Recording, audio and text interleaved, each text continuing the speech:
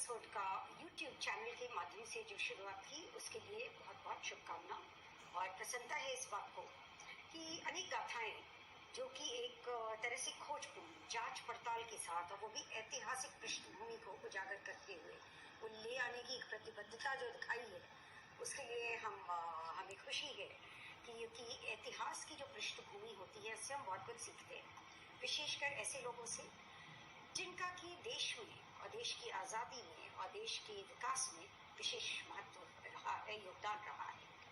और ऐसे में मैं एक नाम जो हमेशा लेती हूँ वह रानी झांसी का है। तो झांसी की रानी लक्ष्मीबाई, झलकारी बाई, ऐसे कितने नाम हैं, वीरांगना, जो कि आज की तारीख में महिला सशक्तिकरण के लिए अपने आप में बहुत बड़ी मिसाल है और सिर्फ महिलाओं के लिए नहीं, बाकी के लिए भी, अन्य के लिए भी एक विश्वास भरती हैं, ऊर्जा भरती हैं, त्याग और सेवा और बलिदान की जो गाथा है। तो यह गाथा आज की तारीख में हमें आत्मविश्वास देने के लिए बहुत जरूरी है, विशेषकर ऐसे दौर में जहां महामारी में कहीं ना कहीं हम सब एक संशय के साथ में जी रहे हैं, कहीं ना कहीं परिवार भयभीत है और कहीं ना कहीं उसे यह एहसास हो रहा है कि हम कितने बेबस हैं। लेकिन मेरा यह मानना है कि यह बेबसी का दौर नहीं, अपने अंदर और भी विश्वास भरने का दौर है। और मैं यह भी मानती हूँ कि मीडिया के जो कर्मी जो जुड़े रहते हैं,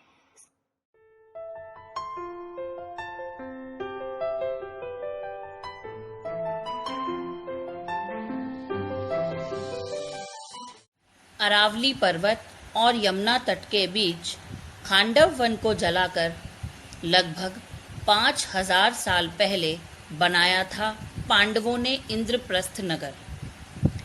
अरावली की तलहटी पर घने जंगलों का ये हिस्सा, जिसे आज रायसीना पहाड़ी कहते हैं, कभी खांडव वन में ही हुआ करता था। दिल्ली के बादशाह अलाउद्दीन गौरी ने अलीपुर पैलंजी के रायदास कौम गुजर को पकड़कर मुसलमान बनाया, उसे जमींदार बनाकर गांव बसाने का फरमान जारी किया। रायदास ने इस वीरान जंगल में आसपास के लोगों को बुलाकर इसे आबाद किया। उसी के नाम से इस पहाड़ी को रायसीना नाम मिला। कहने को तो मालचा महल और भूली भटियारी महल की तरह इनके बीचों बीच खामोश पड़े ताल कटोरा के खंडरों को भी फिरोज शाह तुगलक द्वारा बनाया हुआ बताया जाता है, पर इसका कोई पुख्ता सबूत नहीं मिलता। यह स्ट्रक्चर यहाँ पहले से मौजूद था। ताल कटोरा नाम भी ऐतिहासिक जान नहीं पड़ता। कटोरे के आकार के तालाब के कारण एक लैंडमार्क रहा होगा। रफ्ता रफ्ता ताल कटोरा इतना लोकप्रिय हो गया कि इस पर ऐतिहासिकता की मोहर लग गई। तैमूर लंग ने 1398 को यहीं पर दिल्ली के सुल्तान नसरुद्दीन महमूद को हराया। मराठाओं का भी यहाँ कुछ समय तक कब्जा रहा। पचकुइया रोड शमशान घाट से धोला कुआ पुराना गुड़गांवा रोड और सरदार पटेल मार्ग मदर टेरेसा मार्ग शंकर रोड मंदिर मार्ग के बीच घना जंगल रहस्यमयी गाथाओं से भरा पड़ा है। ताल कटोरा के खंडरों के अवशेषों को मोहम्मद शाह की शिकारगाह बताया जाता है। वो शिकारगाह कम, अय्याशगाह ज्यादा रही होगी। उसकी रंगीनियों की भी अजब कहानी दर्ज है इतिहास में। जहांदार शाह के पुत्र रोशन अख्तर को मोहम्मद शाह के नाम से गद्दी पर बैठाया, जो आगे चलकर अपने रंगीले मिजाज के कारण मोहम्मद शाह रंगीला के नाम से मशहूर हुआ। नाम के मुताबिक ही रंगीला एक रंगीन मिजाज और अयोग्य शासक साबित हुआ। वो अपना राजकाज मंत्रियों के भरोसे छोड़ लाल कुंवर नामक एक वैश्या के साथ मग्न रहता था। बादशाह बनते ही इसने उल जलूल हरकतें शुरू कर दी। वो कानून तोड़ने और बनाने में माहिर था। वो किसी को भी हिंदुस्तान की सबसे बड़ी पोस्ट सौंप देता, दूसरे ही पल उसे उठाकर जेल में डाल देता। वो जब चाहता जिस वजीर को जेल में भेज देता। वो अक्सर दरबार में नंगा आ जाता और कभी दरबार में हुक्म देता कि कल सभी लोग औरतों के कपड़े में आएंगे। मजबूरन सबको आना पड़ता।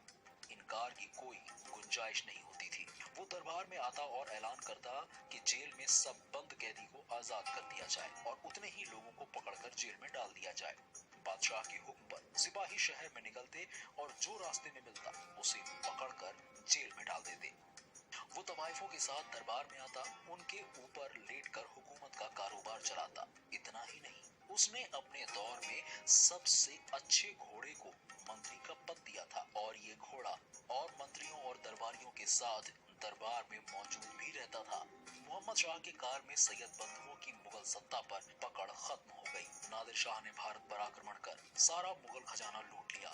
उसके बाद अहमद शाह अब्दाली ने भारत पर आक्रमण कर पूरे मुगल साम्राज्य को तहस नहस कर डाला। रही सही कसर मराठा सरदार बाजीराव पेशवा ने पूरी कर दी। उसने दिल्ली पर आक्रमण कर मुगलों को खूब लूटा और दक्कन के सारे महत्वपूर्ण प्रांत सहित गुजरात, मालवा और बुंदेलखंड को मराठा साम्राज्य में मिला लिया। रात के अंधेरे में ताल कटोरा के खंडरों में मदमस्त नंग धड़ंग सायों को अजीब हरकतें करते देखा है लोगों ने।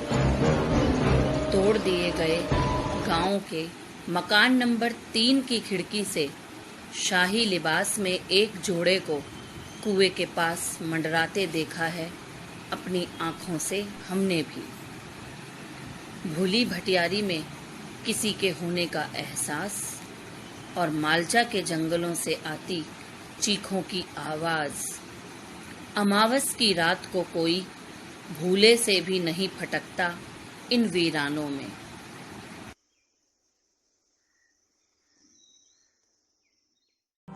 मेरी आवाज़ सुनो, प्यार का